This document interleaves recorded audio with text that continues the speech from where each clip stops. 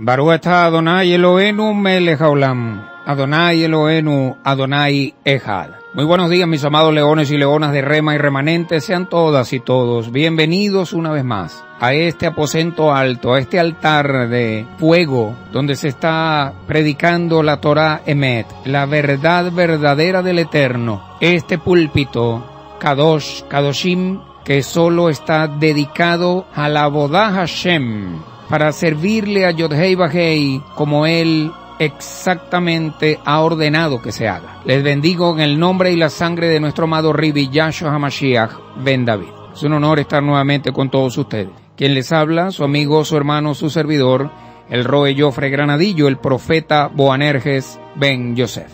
Bueno, mis amados hermanos, mucho movimiento a nivel mundial, con todo lo que está ocurriendo en el mundo material, que es producto de todo lo que está ocurriendo en el mundo espiritual. Eso lo hemos hablado, lo hemos enseñado. Nada ocurrirá en el mundo material si primero no se gesta y no se pare en el mundo espiritual. Y lo que estamos viendo, pues por supuesto, es producto de toda esa gestación espiritual que hemos venido haciendo. Duramos 90 días en ayuno y en vigilia. Eso causó un movimiento sísmico brutal a nivel espiritual y por supuesto se sintió y se está sintiendo a nivel de todo el planeta Tierra.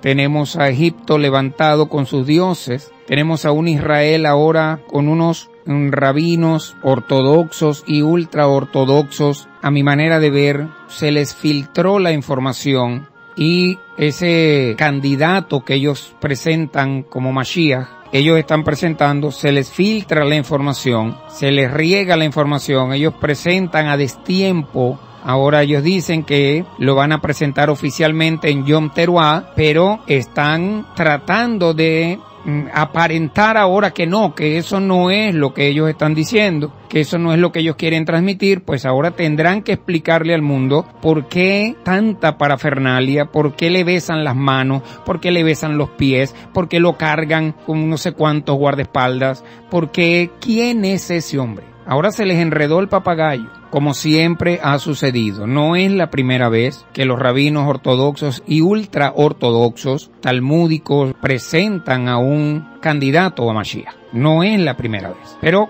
como ya lo hablamos ayer, van a quedar en total vergüenza como siempre. Ha sido así. Pero hay que aclarar que eso debe ocurrir porque está escrito. Ellos tienen que presentar a un falso Mashiach para que el verdadero pueda presentarse después. Y tenemos por otro lado a Roma, pues con la muerte encima de ella. Ayer nos enteramos de la muerte de otro integrante del clérigo romano católico de acá de Valencia. Pues eso usted sabe que siempre lo tienen muy reservado, ¿no? Pero ya cuando una persona parte de este plano, o sea, es imposible ocultarlo. Y bueno, desde acá, a enviarle a sus familiares una palabra de aliento espiritual, reiterarles la invitación a que salgan de Roma, a que vean cómo esa persona fue cortada de la tierra de los vivientes, invocando la sangre de Cristo. Vamos a seguir viendo estas cosas, eso lo sabemos. Igualmente, nos enteramos de la partida física de muchos hermanos del cristianismo, entre ellos algunos pastores y líderes del cristianismo. Nos enteramos de la partida física del amigo, porque lo conocí personalmente y no puedo hablar nada negativo de él, porque lo que conocí de él fue una impresión buena. Un hombre que, si hubiese aceptado esta palabra y hubiese retornado a la palabra verdadera, y hubiese aceptado este mensaje, hubiese sido muy diferente su historia o su final.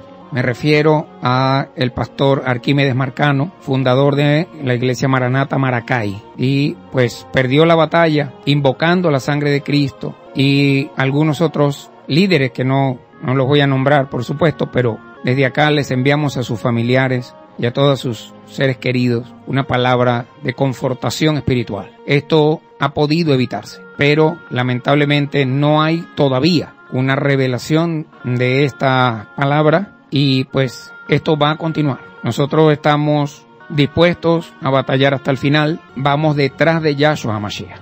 es reiterar el llamado, es reiterar la invitación, es reiterar el compromiso con nuestro Padre Hashem, pero al mismo tiempo reiterarle a nuestros hermanos cristianos: amados, la batalla no es contra ustedes, la batalla es contra el sistema que los está matando. Y por eso somos a veces tan duros, tan aguerridos, porque no les está hablando cualquiera. Se está hablando es el Eterno, Yod-Hei Vah-Hei, a través de un instrumento. Y yo estoy seguro de que no voy a ser yo el único que Hashem va a levantar, pero necesitamos la aprobación de cada uno a este mensaje para que Hashem pueda usarlos. De lo contrario, no van a poder ver lo que Él quiere mostrarles, como el caso de aquel hombre que representaba hoy en día, como decir el ministro de la defensa, le dijo al rey de Samaria: no vamos a ponernos a creerle a este loco profeta que está diciendo algo que no tiene sentido. Y el profeta abrió su boca y Hashem le dijo a este hombre: tú vas a ver lo que va a venir, pero no vas a sobrevivir para disfrutarlo. En el momento que abrieron las puertas, el pueblo mismo le pasó por encima y lo mató. Cuando aquellos leprosos llegaron y dijeron: mira, nuestros enemigos se fueron, los asirios salieron corriendo, dejaron todo, todas las provisiones, todo está ahí, vamos a buscarlo. Samaria estaba comiéndose a sus propios hijos para poder sobrevivir. Algo así está pasando hoy en día. Esto es tremendo, mis amados. Pero quiero comenzar hoy reiterando eso, reiterando toda nuestra disposición. Nosotros no estamos aquí para hacerle daño a nadie, a nuestros hermanos cristianos, incluso a cualquier persona que sea de cualquier religión. Las puertas están abiertas, porque es el Eterno convocándote, no yo. Es el Eterno quien te está diciendo: hay una oportunidad para ti. Ustedes toman la decisión. Nosotros continuamos firmes en la batalla, esperando esa decisión de ustedes, esperando que sea positiva hacia el Eterno, para que entonces el Eterno haga lo que tiene que hacer.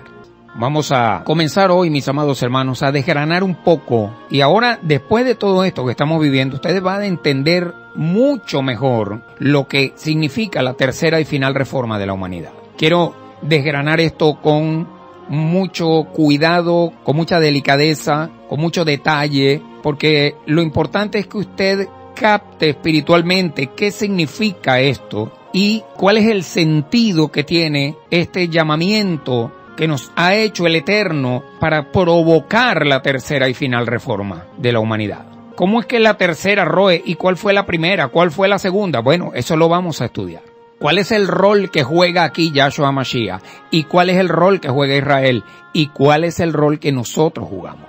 Para que cada uno esté más claro que el agua del Salto Ángel. Para que cada uno pueda captar espiritualmente y estar firme en su emuná y en su bitajón sobrenaturales, para que pueda hacer cada uno lo que le corresponde hacer, para que podamos ganar este juego por la salvación de millones de almas. El que va a cubrir primera base no puede salir corriendo para el center field a buscar un fly, no puede. El que va a pichar no puede quechar. Cada quien tiene que jugar la posición que le corresponde, para que de manera organizada podamos cumplir con las instrucciones que el Eterno nos está dando.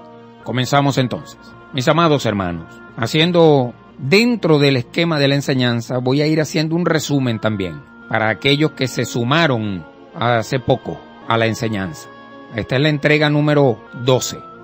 Mientras las enseñanzas de Yahshua se mantuvieron dentro de las fronteras geográficas y teológicas de Israel, mientras se mantuvieron dentro del territorio de Israel, pero no solamente dentro de la tierra, sino dentro del esquema espiritual de Israel, donde el más estricto monoteísmo existía, mientras esas enseñanzas se mantuvieron dentro de ese plano, todas las palabras de nuestro amado Ribi, Yahshua HaMashiach, fueron compatibles teológicamente, espiritualmente, con sus oyentes, porque todos los seguidores de Yahshua eran hebreos, es decir, ellos entendían perfectamente lo que el maestro Yahshua ben Yosef estaba hablando y estaba enseñando, porque eran hebreos. Ahí no hubo ningún tipo de problema. Todo fue compatible, lógicamente. Los únicos que descuadraron en este gran movimiento fueron los religiosos del templo por los intereses económicos que estaba tocando Yahshua y por supuesto con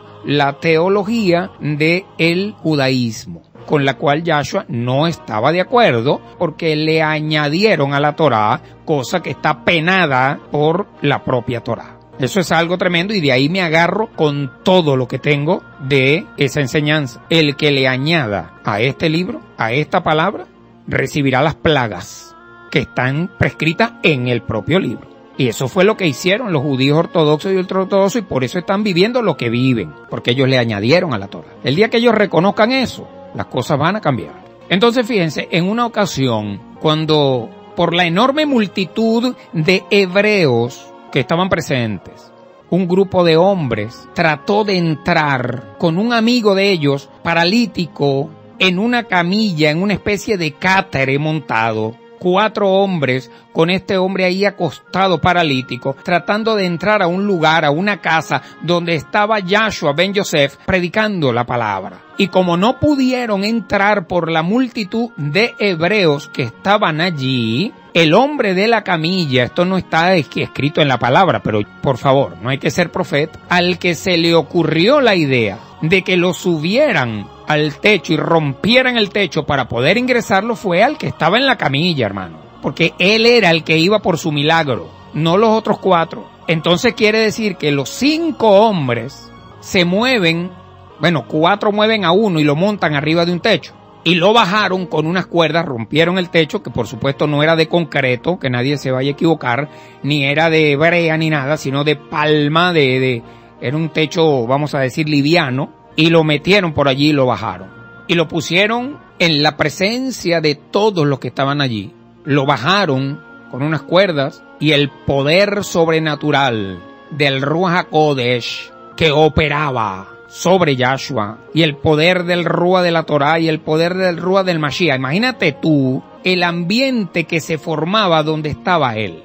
Ese poder sobrenatural de Yod-Hei Vah-Hei que operaba en Yahshua levantó a ese paralítico en presencia de todos los hebreos que estaban allí. Y al ver la obra, al ver la manifestación de la gloria que había hecho el Eterno a través de un instrumento llamado Yahshua ben Yosef, los hebreos que estaban ahí presentes glorificaron a Yod-Hei Vah-Hei.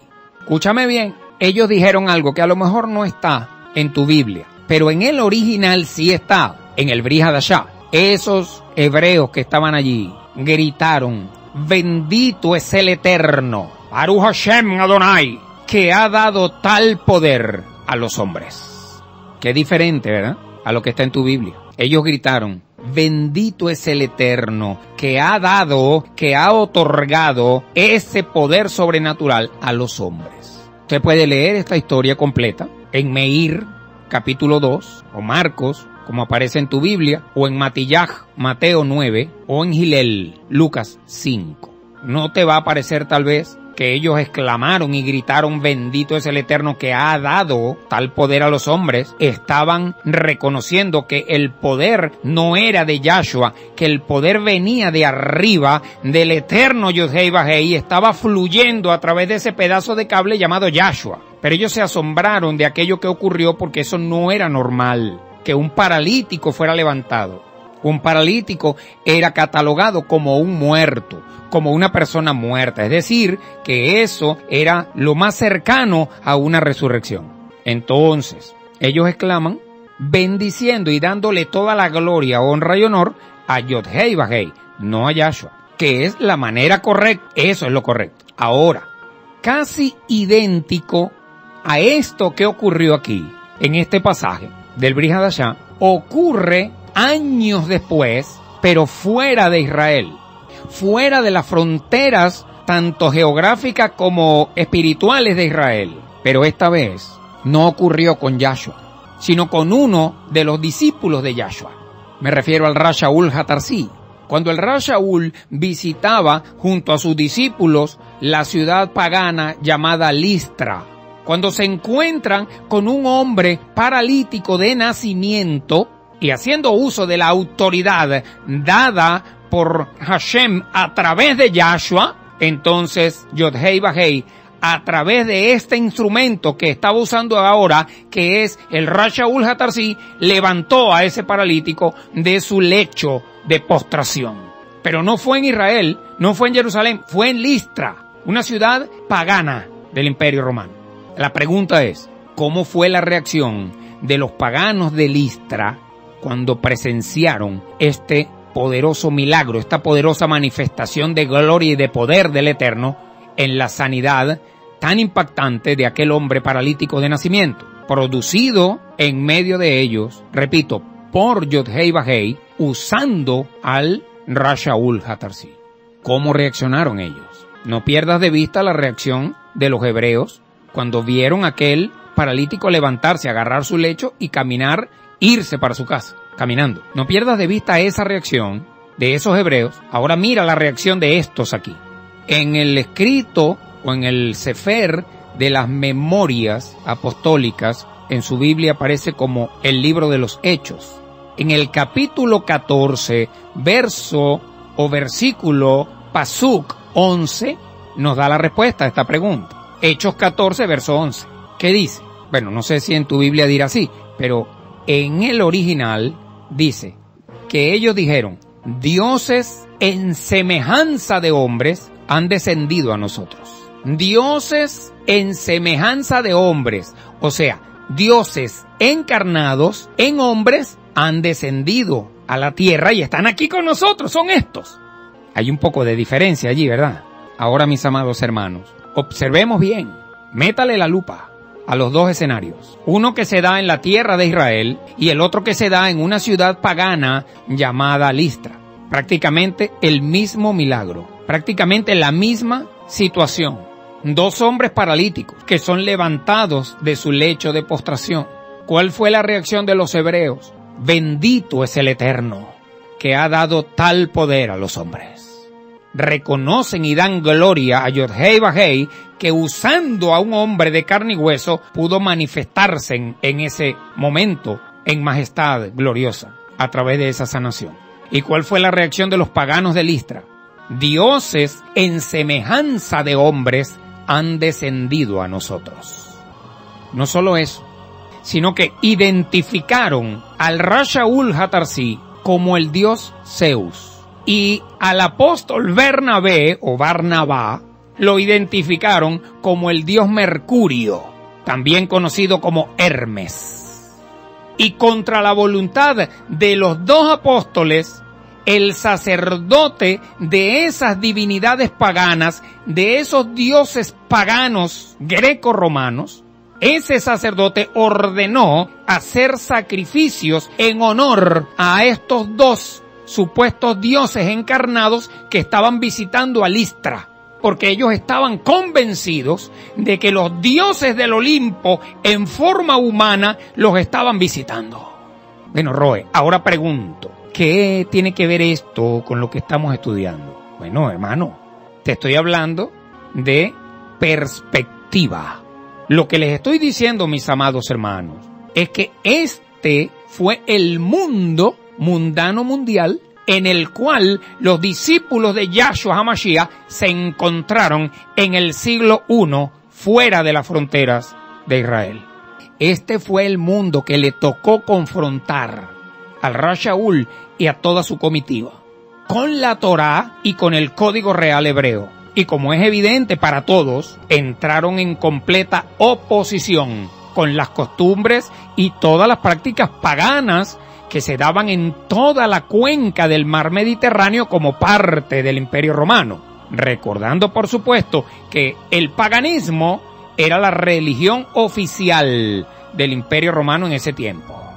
O sea, yo lo que estoy tratando es de ponerlos un poquito en contexto para que ustedes puedan captar espiritualmente qué fue lo que se encontró el Rab Shaul HaTarsi con toda su academia cuando llegaron a esas ciudades. Esta era la cosmovisión que tenían los paganos. Y contra eso fue que se enfrentó el Rab Shaul y toda su comitiva. Esto, por supuesto, le da una profundidad tremenda al estudio que estamos haciendo.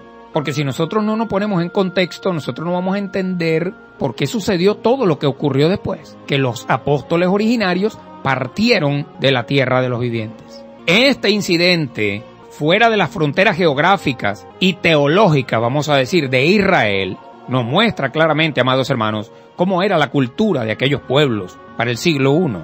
Vamos entonces, mis amadísimos hermanos, a explorar un poco la cosmovisión de esta gente y la reacción que tuvieron cuando recibieron el mensaje llevado por los emisarios de Yahshua Mashiach, cuando les hablaron de la vida y de los grandiosos milagros, de las grandiosas manifestaciones de gloria hechos por el Elohim de Israel y soberano del universo a través de el Mashiach de Israel, y Goel redentor de toda la humanidad.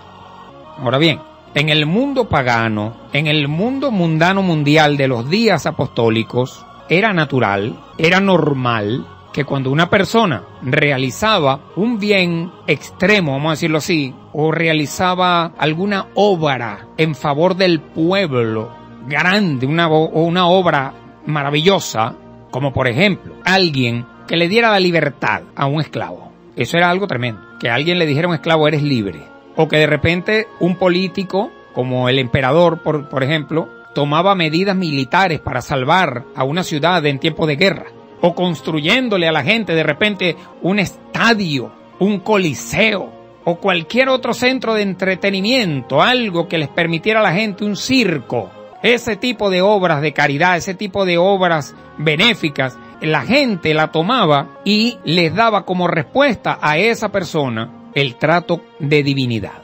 Es decir, cuando el emperador hacía un estadio, un coliseo en una ciudad para que la gente tuviera entretenimiento, entonces la gente de esa ciudad, en respuesta a eso, lo trataban como divinidad, como dioses humanos. Lo que te estoy presentando es la cosmovisión del Imperio Romano y del paganismo. Cada vez que un político les hacía una obra buena, o se levantaba y agarraba el ejército y luchaba y peleaba y vamos a acabar con todos nuestros enemigos, ese para ellos era el Dios vivo, ese para ellos era el Salvador, el Mesías, ese para ellos era Dios en la tierra. Estoy hablando de la visión o de la cosmovisión pagana del Imperio Romano. Cualquier parecido con la realidad es pura coincidencia. El emperador Julio César es la figura por excelencia que podemos tomar como ejemplo aquí. Los paganos de Éfeso, por ejemplo, lo proclamaron Theon Epifané. ¿Usted sabe lo que significa Theon Epifané en griego? Quiere decir epifanía divina. O sea, es la manifestación en la carne de un Dios. Y además de eso, como si fuera poco, le dieron otro título también. Lo nombraron Esotera. ¿Usted sabe qué quiere decir Esotera en griego? Salvador.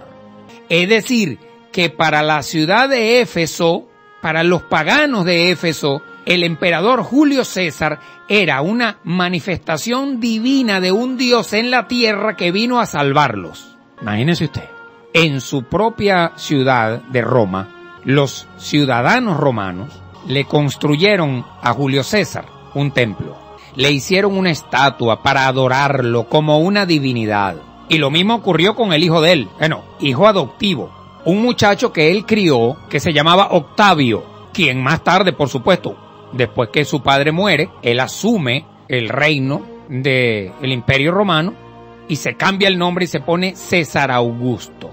Ese muchacho interpretó la vida de su padre Julio César como un ser que fue llevado al cielo, hecho un dios y viviendo en el panteón de los dioses del Olimpo. Es decir, que la estatua que le hicieron a Julio César, después que él murió, la llevaron al panteón de los dioses del Olimpo, para que compartiera el mismo nivel con Zeus, con Mercurio, con Hércules, con Venus, con Neptuno, con todos los dioses del Olimpo. Así lo interpretó César Augusto y mandó a meter la estatua de su papá allá. Ahora, ¿cuál era la idea? Bueno, muy sencillo. El hecho de tener un padre así, el hecho de tú ser hijo de un dios, era algo muy conveniente para los propósitos políticos de Octavio. Porque si mi papá es un dios y yo soy su hijo, entonces yo también soy un dios. Mira la cosmovisión de esta gente. Es decir, si su padre, Julio César, era una divinidad, él también lo sería cuando muriera. Y en vida, por lo tanto, atentar contra él sería lo mismo que atentar contra los dioses del Olimpo. Ahora entendemos por qué César Augusto se hizo llamar él mismo el emperador Divi Filius. ¿Qué significa Divi Filius? Roe, en griego, hijo de Dios. Mira, escúchame esto, mi amado hermano. Yo te estoy presentando un esquema. No es un esquema profético, es un esquema histórico. Que cualquiera de ustedes se mete en internet y lo va a encontrar. Esto no es un tema profético. Pero tú tienes que ver, con la perspectiva hebrea que ya tú tienes que ver el parecido que hay en todo este esquema histórico que yo te estoy poniendo y el esquema histórico que le pegaron a Jesús de Nazaret. Te paso ese dato. Este hombre se hizo llamar Divi Filius, el Hijo de Dios. Entonces pregunto yo ahora, ¿qué Dios? Su padre, Julio César. Él decía, yo soy hijo de Dios. Ok, pero ¿cuál Dios? Porque aquí hay 500 dioses. Bueno, del Dios Julio César. No, que tu papá no, perdóname, allá está en el panteón, al lado de Zeus. ¿Es o no es Dios? Ah, no, sí es. Entonces, si este es el hijo, imagínate, y era adoptado. Ni siquiera era de la sangre de Julio César, era adoptado. Si este es el hijo de Julio César, entonces este es el hijo de Dios. Por supuesto, porque aquel no es un Dios, pues. Y de esa manera, este niño, llamado Octavio, que después nombraron emperador romano y le pusieron César Augusto, colocó un cerco de protección contra cualquier intento de asesinato, de golpe de estado o de insurrección que pudiera haber o que pudiera estarse planificando por ahí contra él. Y al mismo tiempo provocaba una mayor lealtad de sus súbditos hacia él. No es planificado, mi hermano. Entonces, esto ni siquiera estaba dentro de la cultura, sino que esto comenzó fue ahí con los emperadores. Pero no solo a nivel terrenal, sino también a nivel celestial. Tú te das cuenta de dónde viene, de dónde nace o por qué es así la figura del Papa. Te das cuenta de dónde viene tanta parafernalia, tantos palacios, tantos cubiertos de oro y mesas y estatuas de mármol y mármol por todos lados y todo esto del Vaticano. ¿Te das cuenta de dónde viene? ¿Cuál es la cosmovisión del Vaticano? Esto está así igual, hermano. O sea, cuando usted escuche un papa hablando de que hay que ayudar a los pobres, el que está hablando ahí es uno de los mayores culpables de la pobreza en el mundo, él. No solamente a nivel terrenal, sino también a nivel celestial. Trillones de personas ha matado el Vaticano. No solamente los 6 millones de judíos del Holocausto. No, mi hermano. Son 1800 años matando gente. Por eso hablo de trillones de personas, porque solamente Hashem sabe. Ahora, cualquier cosa diferente que ocurriera en el cosmos, en los cielos, ellos lo interpretaban en términos religiosos. Esa era su cosmovisión del mundo. Esa era la cosmovisión que tenían los paganos en esa época. Ahora, de hecho, cuenta la historia que cuando Octavio promulgó en una oportunidad una competencia deportiva, que eso fue también adoptado de Grecia, las Olimpiadas, viene de Grecia, el rúa de competencia, el rúa de la trampa, el rúa del primer lugar, el rúa de que tienes que ser el mejor, eso viene de Grecia y eso lo adoptó Roma también. Y en una oportunidad cuenta la historia que Octavio promulgó una competencia deportiva para entretener a los ciudadanos de Roma. Acuérdate del lema, pan y circo, para que el pueblo esté tranquilo y en paz. Dale pan para que tenga la barriga llena y ponle un circo para que se entretengan. Entonces él promulgó esta competencia por 7 días y durante esos 7 días se vio una luz en los cielos. Bueno, hoy sabemos que por los cálculos astronómicos que se han hecho al respecto, fue un cometa que pasó en esa época por allí, un cometa en el cielo. Ahora, la pregunta es, ¿cómo lo interpretó Octavio? ¿Cómo interpretó esa luz el emperador César Augusto? Bueno, según su cosmovisión, ¿qué dijo él? Que ese era el alma de su padre, que había ascendido a los cielos y que estaba al nivel de los dioses del panteón del Olimpo y que se estaba manifestando su papá para decirle a él, bueno, está aprobado esto, me encanta todo lo que estás haciendo. Estoy encantado, estoy hechizado por lo que está, cómo estás gobernando, hijo mío. Aquí está entonces la luz en el cielo. Ahí va mi papá. Y todo el mundo saludándolo. Esa era la perspectiva de los paganos. La historia nos enseña, amados hermanos, que Octavio fue venerado como una divinidad por todas las obras que hizo, incluso estando vivo, por ser, como ellos lo nombraron, pues también el gran benefactor del pueblo romano. Entonces la costumbre pagana era que cuando se encontraban con alguien que causaba un bien al pueblo, automáticamente lo identificaban como una divinidad. De hecho, Octavio fue llamado Zeus también. Fue llamado Zeus. Repito, esto está ahí. Entonces tú te puedes meter y lee, busca Octavio o busca Emperador César Augusto y lee todo. Fue llamado Zeus y eso está demostrado arqueológicamente, porque han hecho descubrimientos arqueológicos que prueban que le dieron a una ciudad antigua, en lo que hoy es Turquía, le dieron el título de Teón y Soter, que quiere decir Dios y Salvador de la humanidad, a Octavio.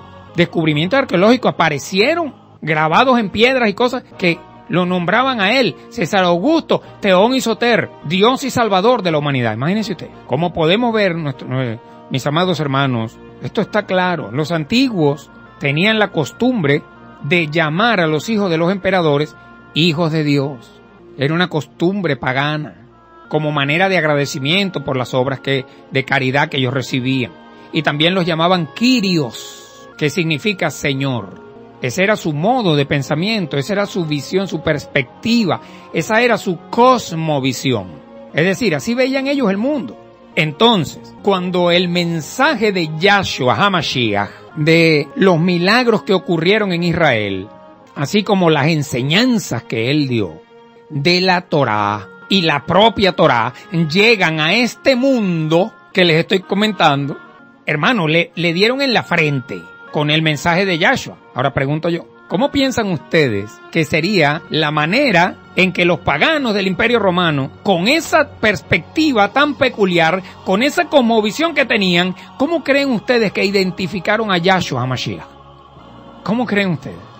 Pues lógicamente, comienzan a aplicarle a Yahshua los títulos que ellos utilizaban para sus divinidades y sus dioses también.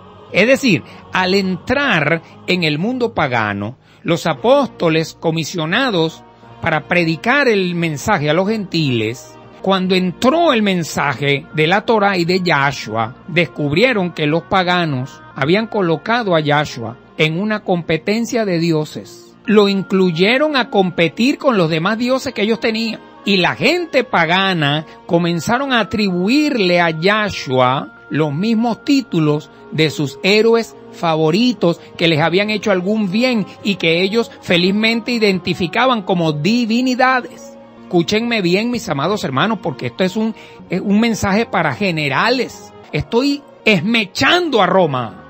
Los paganos no crearon estos títulos para ponérselos a Yahshua, no.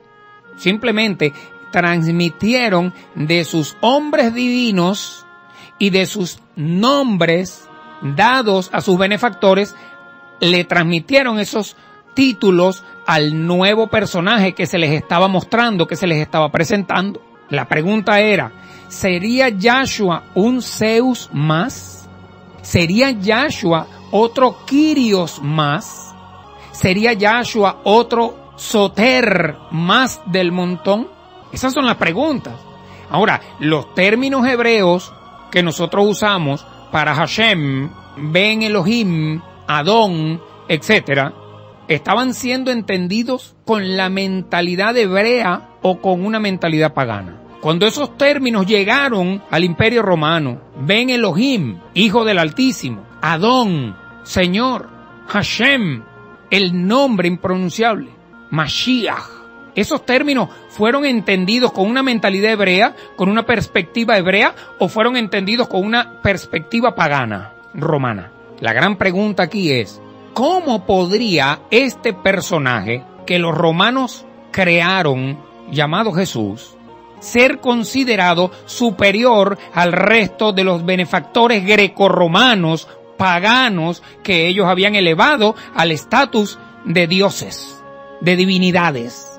¿cómo hacemos para que Jesús de Nazaret, fíjate, ya no es Yahshua, sino que Jesús de Nazaret le gane la competencia a Zeus y a todos los demás? Qué bien les estaba haciendo el mensaje de este personaje que ellos llamaron Jesús. Qué bien les estaba haciendo para que finalmente ganara la competencia a favor del Imperio Romano y lo conquistara, hasta el punto de hacer del cristianismo la religión oficial del Imperio Romano, 4 siglos más tarde, por decreto del emperador Teodosio el Grande, en el año 380 después de Mashiach. O sea, ¿cómo se justifica? ¿Cuál es el bien que nos está haciendo tan grande para estar por encima de los dioses del Olimpo? Tenemos que hacer algo. Evidentemente, amados hermanos, el mensaje de Yahshua HaMashiach en un principio se transmitía oralmente. Vamos a tratar de colocar todo esto en la perspectiva correcta, mis amados hermanos, para que ustedes puedan entender mejor. Todo el mensaje en el principio se transmitió oralmente. Durante los primeros siglos después de Yahshua, el mensaje para los gentiles, el mensaje que el Rav Shaul HaTarsi, que usted conoció como el apóstol Pablo, y toda su academia, todas las personas que lo acompañaron en ese trabajo, ese mensaje para los gentiles que ellos lanzaron a ese mundo pagano y que eventualmente vino a ser conocido como protocristianismo, como el embrión del cristianismo histórico, y que finalmente a partir del año 325 fue conocido como cristianismo y fue legalizado como religión, y más tarde en el año 380 con Teodosio el Grande fue reconocido como el cristianismo católico, la religión oficial del Imperio Romano. Eso dio un vuelco total de una religión pagana. Y aclaro esto, mis amados hermanos, estoy usando el término paganismo no de manera despectiva, peyorativamente, no, lo estoy usando de manera académica. Estoy llamando a eso con el nombre oficial de la religión del Imperio Romano, no para ofender, sino para llamarlo por el nombre que verdaderamente tenía. Es un término académico y así lo estoy llamando. Por eso estoy usando ese término, ¿no? Entonces, del paganismo del Imperio Romano se convirtió al cristianismo del Imperio Romano. ¿Ves el cambio? Allí hubo una reforma. Esa fue la primera reforma. La nueva fe que había llegado al Imperio Romano se impuso sobre el paganismo. En otras palabras, el evangelio para los gentiles que inicialmente proclamó el Rav Shaul HaTarsi y su academia, o sea, su escuela, ese mensaje hizo pedazos, destruyó todas las formas imperiales en que el paganismo fue conocido previamente. Destruyó todo eso. O sea, la conquista del Imperio Romano por parte de ese mensaje venido de Israel para los gentiles, esa conquista fue masiva, fue total, fue revolucionaria, fue definitoria y hoy en día, a esta fecha, mis amados hermanos, el cristianismo es la fuerza social más poderosa que existe en todo el mundo. Estamos hablando de una congregación cercana a los 2.000 millones de personas en todo el planeta.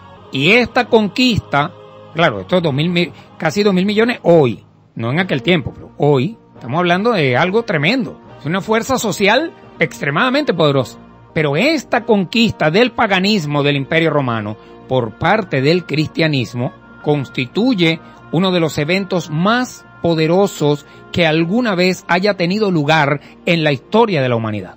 Esto constituye un evento que le cambió el rumbo a toda la humanidad. El cambio del mundo pagano al mundo cristiano. Nosotros, sin el cristianismo hoy en día, y esto hay que reconocerlo, por eso siempre aclaro que tengo que ponerte en contexto para que tú puedas entender mejor. Tienes que trasladarte al tiempo. En una dispensación de tu espíritu, ir ahí, a ese momento. Sin el cristianismo nosotros no tendríamos al mundo como hoy lo conocemos, aquí en Occidente. Porque el cristianismo fue los postulados de la Sagrada Torá al exilio del mundo romano, con un éxito arrollador. Eso es tremendo, pero tenemos que tener claro que lo que ellos recibieron del Ra Shaul HaTarsi, bueno, en el tiempo lo fueron cambiando, lo fueron modificando, le fueron quitando, le fueron poniendo, lo fueron adaptando, cortando, cosiendo, para que quedara a la medida de lo que ellos necesitaban. Pero la raíz de eso llamado cristianismo es la Sagrada Torá, es el mensaje puro y genuino de Yahshua Mashiach. Esa es la raíz de todo esto. No pierdas de vista eso. Sin el cristianismo, mis amados hermanos, bueno, verdaderamente, esto no sería lo que es. No tendríamos hoy, por ejemplo, la cultura que nosotros tenemos hoy como, vamos a decir, religiosa, porque sí, son religiones, ¿verdad? El cristianismo es una religión, pero no tendríamos nosotros la visión o la perspectiva hebrea que tenemos hoy. ¿Sí me entiende? O sea, nosotros tenemos la visión y la perspectiva hebrea, pero nosotros venimos del cristianismo, vamos a decir, una cultura hebreo-cristiana. ¿Ves? No existirían los Estados Unidos de Norteamérica. Sin el cristianismo no hubiese tenido lugar la reforma protestante de Martín Lutero en el siglo XVI, que fue la segunda reforma. Sin el cristianismo no hubiese ocurrido el renacimiento en el mundo occidental. No tendríamos a Leonardo da Vinci, no tendríamos a Miguel Ángel, no tendríamos a Rembrandt. Bueno, Rembrandt, usted sabe, fue un artista plástico muy reconocido. Tampoco tendríamos a William Shakespeare, ni a Milton, ni a Bach, ni a Beethoven, ni a Mozart, ni a Picasso, etcétera, etcétera. Todos esos fenómenos de las artes vienen del cristianismo. Estoy reconociendo, porque aquí lo que priva es la justicia. Estoy reconociendo eso. No existiría sin el cristianismo, no existiría la universidad, como ahora la conocemos. No habría modernidad en Occidente sin el cristianismo. Esa es una realidad histórica que nosotros no podemos esconder, no podemos dejar de reconocerlo. Es una realidad histórica. Sería una tontería de mi parte no reconocer eso. Por eso digo, lo estoy reconociendo. Ahora, el cristianismo que surge del mensaje hebreo que fue llevado a Roma para los gentiles y que fue llevado, por supuesto, por el Ra Shaul HaTarsi y toda su academia, cambió radicalmente la manera como todo el Imperio Romano comienza a reinterpretar al mundo. Cambió los valores ontológicos, cambió la ética social que previamente había dominado al Imperio Romano. Es decir, todos los principios paganos que el imperio tenía fueron barridos, fueron acabados y fueron reemplazados por los principios y valores de la Sagrada Torá, del eterno Yod-Hei Vah-Hei, que fueron impuestos por el cristianismo. Esa Biblia que tienen los romanos no les llegó en una caja no, les llegó por la mano de los hebreos. Antes del cristianismo, el Imperio Romano no tenía unicidad. Era un gran abanico de creencias totalmente pluralistas, que aunque el paganismo era la religión dominante, los grandes se imponían sobre los débiles, y los patrones se imponían sobre los esclavos, y la opresión social y política era rampante en todo el imperio. Eso era el pan de cada día. La opresión social, la opresión política. Eso era lo que imperaba ahí. Ahora, el Imperio Romano no tenía, por ejemplo, un plan de seguro social para los más pobres. Eso no lo tenía el Imperio Romano. Tampoco tenía un programa de asistencia social a los más necesitados, ni un plan de atención médica a los enfermos. Nada de eso existía en el Imperio Romano con el paganismo. Te estoy poniendo el nivel de impacto que causó la Torá al mundo romano. Nosotros no tenemos evidencias históricas para afirmar que el Imperio Romano proveyera hospitales para los enfermos, por ejemplo, cuando el paganismo era la religión oficial del Imperio Romano. O sea, no hay evidencias históricas de que ahí existieran hospitales. No la hay. Ni clínicas para los heridos. Eso lo hizo el cristianismo, no el paganismo. El cristianismo impuso en aquella paupérrima realidad social la riqueza de la Torá para los gentiles, y de pronto la cosmovisión pagana fue sustituida por una cosmovisión nueva, por una perspectiva nueva, que conocemos como hebreo-cristiana. Y esa cosmovisión, esa perspectiva hebreo-cristiana se impuso sobre el paganismo. Las políticas de opresión comienzan entonces a ser reemplazadas por políticas de paz, de coexistencia. Los principios del amor y la solidaridad con los más necesitados comenzó a aflorar. Entonces el hebreo cristiano enseñó a los paganos que todos somos iguales delante del Eterno. Comenzaron a enseñar los principios y valores de la Sagrada Torá. Comenzaron a enseñar que Yod-Hei Vah-Hei es el maestro de todos los hombres y que todos debemos amarnos y convivir como hermanos. Esto no significa necesariamente que estos grandes ideales hebreo-cristianos se impusieron en su totalidad, ni tampoco que los cristianos los sustentaran sin graves contradicciones éticas y morales. No siempre fue así, hay que estar claro en eso también. Incluso ocurrió lo contrario y continúa ocurriendo hoy en día, que predican la Torá, que predican la palabra, que predican el mensaje, pero no lo vivifican. Eso ocurrió en aquel tiempo y todavía está ocurriendo. Porque la gente ve la Torá, ve la palabra, ve la escritura sagrada como un manual de fe, no como un manual de vida. Tampoco significa, mis amados hermanos, que los grandes principios teológicos, los grandes principios espirituales, sembrados por el Rav Shaul HaTarsi, no significa que esos grandes principios y valores no fueran después adulterados. De hecho, lo fueron. Y mucho menos significa que la figura histórica de Yahshua HaMashiach no haya sido manipulada y no haya sido corrompida, porque de hecho lo fue. Pero a pesar de esto, si nosotros somos honestos con la historia, mis amados hermanos, la realidad es que el cristianismo se impuso en todo el mundo occidental como la fuerza sociopolítica y religiosa más poderosa que alguna vez haya sido conocida por el hombre. Y sin esa fuerza llamada cristianismo, el mundo como nosotros lo conocemos hoy en día no habría existido. Voy a terminar y les voy a dejar una pregunta en la mesa para mañana. Mira todo el poder que yo estoy reconociendo del cristianismo, porque responsablemente debo reconocerlo. Pero les voy a dejar esta pregunta. ¿Por qué los hebreos no lograron conquistar el Imperio Romano como sí lo conquistaron los cristianos? Si los valores éticos del cristianismo provienen de la Torá, ¿por qué la Torá, que dio al mundo entero los 10 mandamientos principales, dados a Moshe Rabenu en el Har Sinaí, para que el mundo viviera por ellos, por qué la Torá no pudo conquistar al Imperio Romano? Es decir, ¿por qué la Torá, que dio al mundo el monoteísmo como creencia única, el monoteísmo, que dio al mundo el principio de amar al prójimo como a uno mismo? ¿Por qué la Torá, que enseñó haz con los demás como tú quieres que hagan contigo, no pudo conquistar al Imperio Romano y el cristianismo sí lo logró? ¿Por qué la Torá, que echó las bases y los fundamentos de los conceptos de justicia social, de libertad, de igualdad de derechos, junto con los grandes ideales, por supuesto, como el amor, la misericordia y la paz para todos por igual? ¿Por qué la Torá? ¿Por qué los hebreos no pudieron conquistar al Imperio Romano? ¿Por qué la Torá, con sus grandes ideales insuperables de justicia, no favoreciendo al rico por ser rico, ni al pobre por ser pobre, no pudo conquistar al Imperio Romano?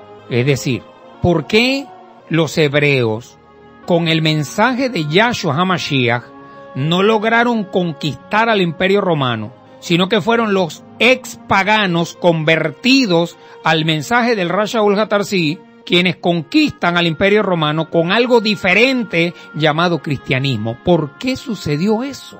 ¿Qué fue lo que pasó que impidió que Israel, a través de su Mashiach y a través de su sagrada Torá, no conquistó al Imperio Romano?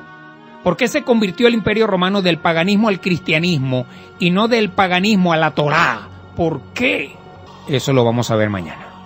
Yo espero que usted esté aprendiendo algo y espero que ese conocimiento que le estoy transmitiendo por orden de mi Padre, usted lo atesore y usted sepa que lo que le estoy dando es lo más sagrado que puede recibir un ser humano. Conocimientos históricos, sí, eso lo tiene cualquiera, pero el ensamble de ese conocimiento histórico con la revelación de la palabra y con lo que el eterno Yod-Hei Vah-Hei quiere que nosotros veamos espiritual y materialmente en este tiempo, es otra cosa. Les amo y les bendigo. Shalom, shalom para todos.